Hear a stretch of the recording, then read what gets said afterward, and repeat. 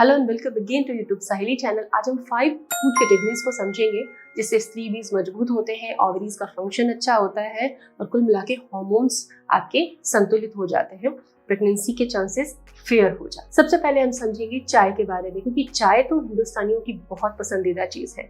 हर कोई लगभग पीता है, अलग अलग तरह की, या फिर कॉफी पीते हैं या फिर चाय लेते हैं।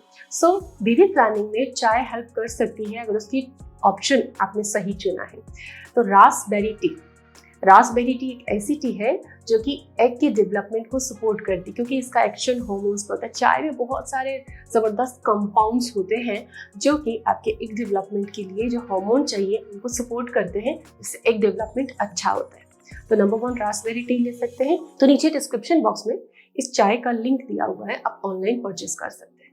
दूसरी चीज है दालचीनी की चाय। दालचीनी को मसालों में बहुत अद्भुत माना गया है, जितनी खुशबूदार है उतनी ही असरदार भी है। दालचीनी से आपके प्रजनन अंगों का ब्लड फ्लो बढ़ता है, जिससे कि उनको ऑक्सीजन सप्लाई मिलती है और उनकी फंक्शनिंग बूस्ट होती है।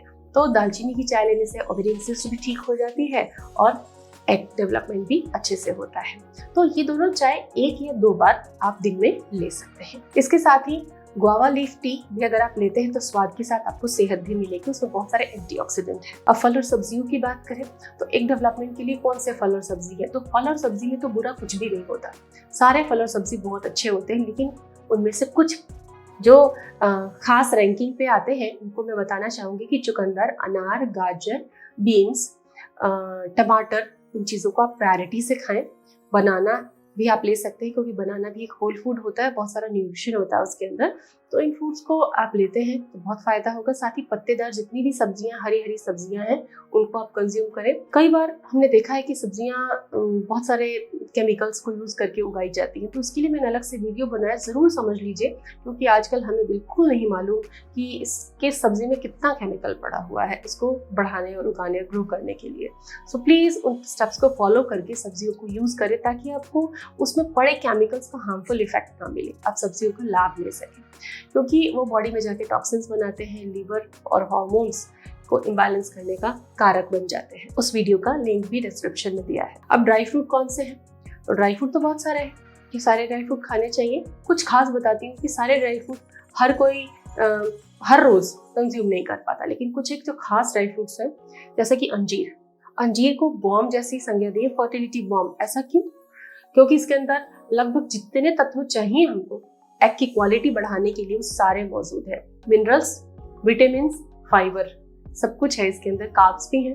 तो फिग 2 अंजीर रात को भिगोएं और सुबह कंज्यूम कर ले। और फिग और मुनक्के का पानी भी बहुत अच्छा हो जाता है, उसको कंज्यूम कर सकते हो आप स्मूदी में, या डायरेक्टली आप उसको पी सकते हैं, उसमें भी न्यूट्रिशन होता है। इसके अलावा एलमंड्स में विटामिन ई होता है, मैग्नीशियम होता है, तो ये ओवरी के फंक्शन को अच्छा रखता है और एग डेवलपमेंट में सपोर्ट करता है, तो इसको ले सकते हैं। और अखरोट अगर आप ले पाते हैं, फ्लैक्स सीड्स, तो 1 चम्मच फ्लैक्स सीड या 2 अखरोट आप ले सकते हैं। अब बात आती है अनाजों की। अनाज तो हमारी थाली में सबसे ज्यादा होते हैं, या तो रोटी होती है या राइस होता है।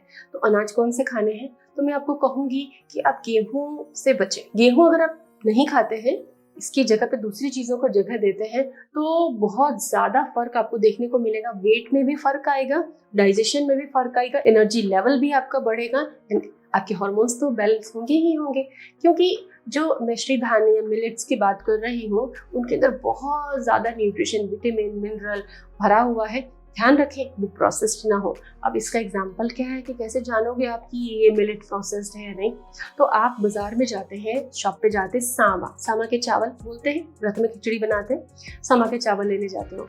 वो अगर वाइट आपको कोई देता है तो वो पूरी तरह प्रोसेस्ड है, उसका सारा फाइबर हटा चुका है वो, ठीक है? वो नहीं खाना है। सामा विद फाइबर अवेलेबल है, जो कि श्री धान्य में आता है। तो सामा के राइस आप बिना प्रोसेस्ड यूज कर सकते हैं, वो ऑनलाइन मिल जाएगा आपको, डिस्क्रिप्शन में उसकी लिंक दी हुई है। तो प्रोसेस करके भी नहीं खाने हैं आपको मिलेट्स जिसमें कि उसका फाइबर और न्यूट्रिशन खत्म हो जाए। रागी खा सकते हैं आप, किनोवा खा सकते हैं, ओट्स खा सकते हैं। इन चीज़ों को शामिल करें। धीरे धीरे गेहूं को कम करें, एकदम से कम नहीं करना। पहले रागी गेहूं को मिक्स करके बनाएं, फिर टेस्ट जमने लग जाता है, धीरे धीरे फिर आप रागी पर आ सकते हैं प्रॉपरली। बहुत डिलीशियस लगता है और काफी फिलिंग होता है और सेहत तो आपकी उससे बनेगी ही बनेगी। अब बात आती है प्रोटीन की कि प्रोटीन के सोर्सेज में क्या खाना है। प्रोटीन मैंने इसलिए अलग से कैटेगरी में रखा है क्योंकि इंडियन डाइट जो होती है उसमें प्रोटीन बहुत कम। अब ऐसे में प्रोटीन को हमको बहुत जरूरी है सीखना कि हमारे हर मील में थोड़ी मात्रा में प्रोटीन हो। अब प्रोटीन कैसे कैसे ले सकते हो, तो एक तो दूध और दूध से बनी जितनी चीजें हैं सब में प्रोटीन और कैल्शियम वगैरह है। तो 2 सर्विंग बराबर एक दिन में आपको दूध या दूध से बनी चीजें लेनी। दूध, दही, छाछ, पनीर, चीज, कुछ भी आप कंज्यूम करें, जरूर कंज्यूम करें क्योंकि ये डेवलपमेंट के लिए बहुत बहुत जरूरी है। क्विनोआ आप लेते हैं, उसमें भी प्रोटीन है जो कि अनाज की कैटेगरी में आता है। हालांकि वो एक अनाज नहीं है लेकिन अनाज के तरीके से वो यूज होता है। इसके अलावा आप भुने चने किसी भी तरीके से, चने को आप भिगोकर खाइए, स्प्राउट बनाकर खाइए, चने का बेसन बना के खाइए, चने को आप भून के, जो भुने चने बाजार में मिलते हैं उस तरीके से गुड़ के साथ ये चाट बना के खाइए। चने हर कंडीशन में बहुत ही अमेजिंग होते हैं डाइजेशन के लिए। इसके अलावा काबुली चने आप यूज़ कर सकते हैं, राजमा आप यूज़ कर सकते हैं, सैलेड में, सब्जी में, पुलाव में, इनको आप यूज़ करें। साथ ही एग और चिकन ब्रेस्ट आप यूज़ कर सकते हैं। ये प्रोटीन की कैटेगरी है।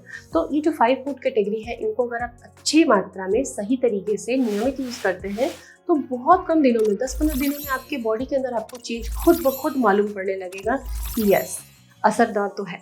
सो प्लीज़ ज़रूर फॉलो करें और इसी तरह हमसे जुड़े रहने के लिए चैनल को सब्सक्राइब कर दें। Thank you.